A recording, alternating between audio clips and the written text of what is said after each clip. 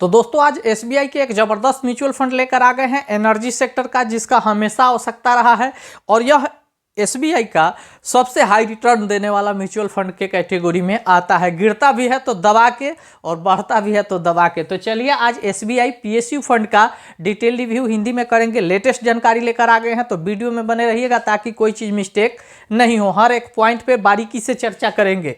तो चलिए आज लेकर आए हैं SBI PSU direct plan growth. इस म्यूचुअल फंड का यदि फंड एज की बात करूं तो 15 साल पुराना म्यूचुअल फंड है, यानी 15 साल पहले ये लॉन्च हुआ था और अभी सबसे हाई रिटर्न देने वाले कैटेगरी में इसका नाम आता है।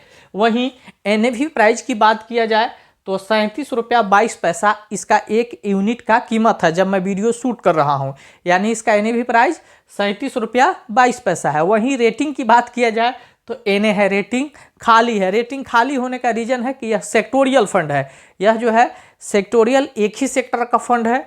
तो इस तरह के फंड में क्या होते हैं कि रिस्क थोड़ा अधिक हो जाते हैं। पैसे बनते भी हैं तो अच्छा खासा और बिगड़ते भी हैं तो अच्छा खासा, इसीलिए इसका रेटिंग अभी नहीं मिला है। भविष्य में जैसा परफॉर्मेंस करेगा उसके आधार पर इसे रेटिंग मिल जाएगा। फंड साइज की बात किया जाए तो मात्र 5,521 करोड़ इसका फंड साइज है, यानी यहाँ पर 5,521 करोड़ रुपया जो है लोगों ने यहाँ इन्वेस्ट कर रखा है। वहीं यदि अब कोई इसमें इन्वेस्टमेंट करना चाहे तो यहाँ दो तरीके से इन्वेस्टमेंट हो सकता है। पहला है एसआईपी यानी सिस्टमेटिक इन्वेस्टमेंट प्लान, यानी हर महीने के किसी डेट को आप फिक्स कर दीजिए, ऑटोमेटिक 500 रुपये आपके अकाउंट से कट जाएगा, यानी मिनिमम 500 रुपये से एसआईपी यहाँ कर सकते हैं।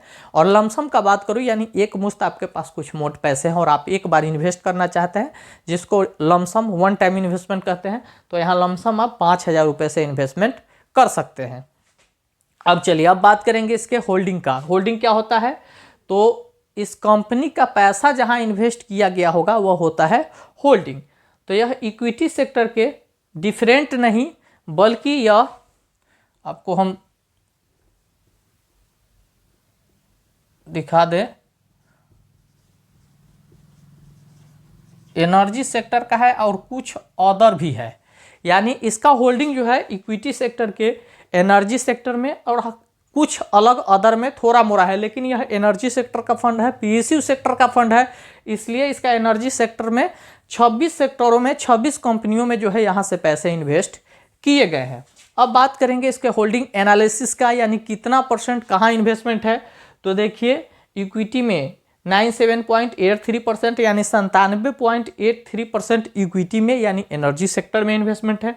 डेप्ट जैसे 0.009% यानी ट्रेजरी बॉन्ड गोल्ड ये सब सेफ सेक्टर डेप्ट को माना जाता है, तो डेप्ट में 0.009% का इन्वेस्टमेंट है। और कैश 2.08% रखा गया है। अब कैश इसलिए रखा गया है कि यदि एसबीआई म्यूचुअल फंड हाउस में कोई दिक्कत हो तो फिर उसको इससे मैनेज किया जाए, या बेहतर इन्वेस्टमेंट अपॉर्चुनिटी के लिए भी रखा जाता है। जैसे मार्केट में भारी गिरावट आए, मौका हो इन्वेस्टमेंट का, अच्छा सेक्टर अच्छी कंपनी मिले तो वहाँ पर इस पैसे को इन्वेस्ट किया जाए ताकि वहाँ से अच्छा खासा रिटर्निंग बन जाए, तो जो इसके इन्वेस्टर होंगे उनको अच्छा रिटर्निंग मिले और इस म्यूचुअल फंड का ग्रोथ बना रहे।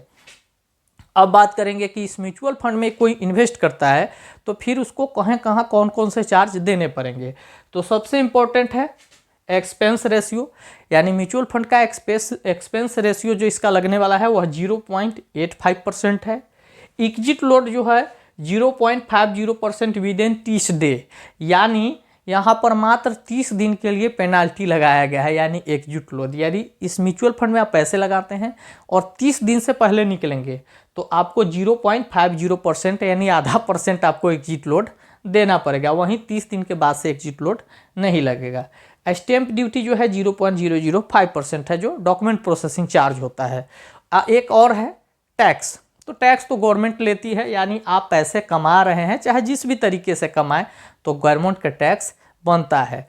तो टैक्स यहाँ पर है कि 1 year before 20%, after 1 year sir है 12%। यानी इस म्यूचुअल फंड में यदि आप इन्वेस्ट किए हैं और 1 साल के पहले निकलेंगे तो आप जो प्रॉफिट कमाए होंगे उस पर आपको 20% टैक्स देना पड़ेगा।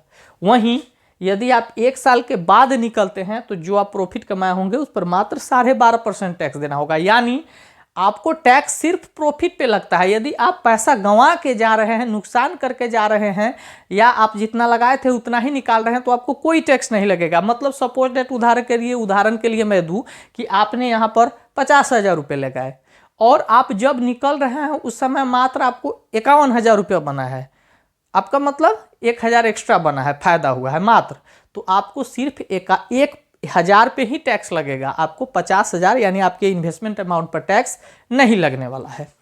अब चलिए अब इस फंड का यानी इस PSU सेक्टर का रिटर्निंग देख लेते हैं। तो इस म्यूचुअल फंड का रिटर्निंग जो है 5 सालों का 34.75% का रहा है, यानी पिछले 5 सालों में 34.75% का रिटर्निंग बनाकर दिया है।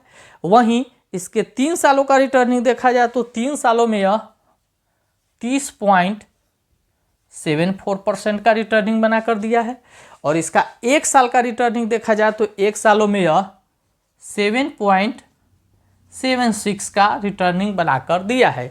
यानी पहले तो काफ़ी गिरा हुआ था, लेकिन धीरे धीरे अब इसका रिटर्निंग जो है ग्रोथ कर रहा है। तो काफ़ी अच्छा मेरे तरफ से यह फंड है, कोई रिकमेंडेशन नहीं है, सिर्फ एजुकेशन पर्पज से यह वीडियो दिया हूँ। वीडियो यदि आपको अच्छा लगा हो एक लाइक ज़रूर करके जाइएगा, और इसके डिस्क्रिप्शन में जो है प्लेलिस्ट का लिंक है, तो वहाँ पर आप जाके जो वीडियो चाह रहे हैं देख सकते हैं, और कमेंट करके कुछ पूछना चाहे तो पूछ सकते हैं। और यदि इस चैनल पर नए आए हैं, वीडियो आपको पसंद आया हो, तो मैं रिक्वेस्ट करूंगा कि चैनल को सब्सक्राइब करके जाइए, काफ़ी मेहनत करता हूं आपके लिए। तो चलिए मिलेंगे किसी नेक्स्ट टॉपिक पे, तब तक के लिए जय हिंद।